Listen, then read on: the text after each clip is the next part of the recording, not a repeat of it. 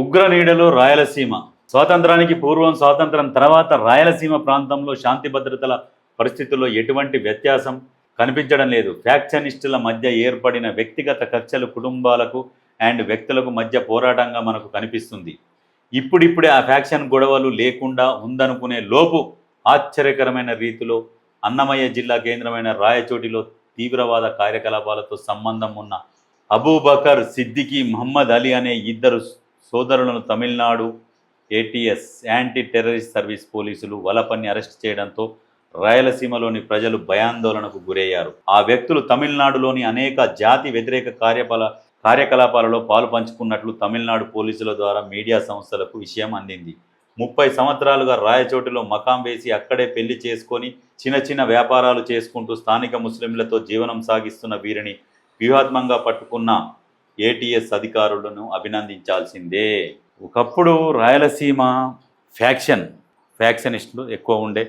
అవి ఎట్లా అంటే వ్యక్తిగత కక్షల మీద ఈ కుటుంబాలకు రుద్దుకొని కుటుంబాలు తర్వాత ఇక్కడ గ్రూప్ ఒక పార్టీలో చేరితే అక్కడ గ్రూప్ ఇంకొక పార్టీలో చేసి పార్టీలకు కూడా పూసారు ఫ్యాక్షన్ రాజకీయాలు.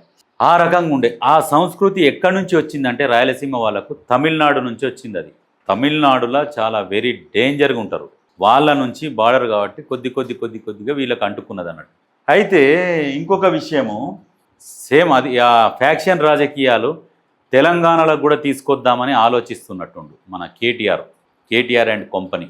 ఎందుకంటే వాళ్ళ మీద దాడులు చేయడం, వీళ్ళ మీద దాడులు చేయడం, అక్కడ జగన్ దాడులు చేస్తున్నాడు, సేమ్ ఇక్కడ మేము కూడా ఇట్లనే దాడులు చేస్తాము అని చెప్పేసి అని ఆలోచిస్తున్నామేమో. కానీ ఒకప్పుడు మీడియా లేదు, టీవీ ఛానల్ లేవు, అప్పట్లో నడిచినాయి ఫ్యాక్షన్ రాజకీయాలు.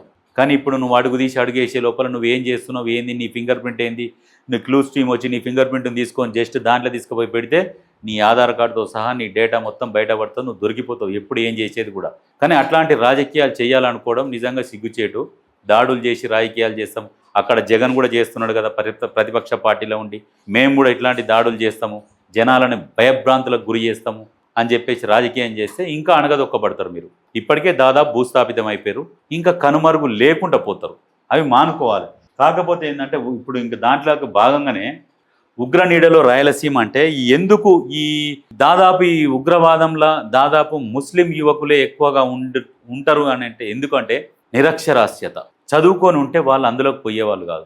చదువుకొని ఉంటే ఏదో ఒక వాళ్ళ చదువుకు తగిన ఉద్యోగం దొరికేది, ఆ ఉద్యోగానికి తగ్గ జీతం ఉంటుండే వాని ఇల్లు కరెక్ట్గా పోషించుకుంటాడు. విద్య లేకపోవడం వల్లనే యువత ఆ దారులు దొక్కుతున్నది. కాకపోతే ఏంటంటే అక్కడ కుటుంబ నియంత్రణ కూడా ఒక పెద్ద ఇబ్బంది. ఆ ముస్లింల కుటుంబ నియంత్రణ అనేది ఒకటి ఉండాలి వాళ్ళకు. ఎందుకంటే ఒక ఇంట్లో ఒక్కడు ఇద్దరు ఉంటేనే నానా ఇబ్బంది అవుతుంది. వాళ్ళని మంచిగా చదివించాలంటే, ఒక ఇద్దరిని చదివించాలంటే నానా ఇబ్బంది అవుతుంది. 10 మంది 12 మంది పిల్లలు ఉంటే వాని ఎక్కడికి వెళ్ళి చదివిస్తారు వాళ్ళు. అక్కడ ఉన్న ముస్లింలల్లో కూడా యువత కూడా ఆలోచన చేసి ఇట్లాంటివి కొన్ని కట్టడి చేసుకోవాలి. 10 మంది ఏమొస్తుంది, ఇప్పుడు ఉన్న ఇద్దరినైనా మంచిగా చదివించి మంచిగా ఒక ఉన్నతమైన పొజిషన్లో నిలబెడితే రేపు భవిష్యత్తులో తల్లిదండ్రులకు మంచిది, తల్లిదండ్రులకు కూడా ఏదైనా పెడతాడు, మంచిగా చదువుకుంటాడు. ఇప్పుడు నువ్వు సాధ లేకుండా 10 మందిని కానీ 10 మందిని సాధ లేకుండా ఈ ఒక ఏజ్ రాగానే పనులలోకి పెట్టుకుంటా పోతే వాడు ఎన్నడూ డెవలప్ అవుతాడు.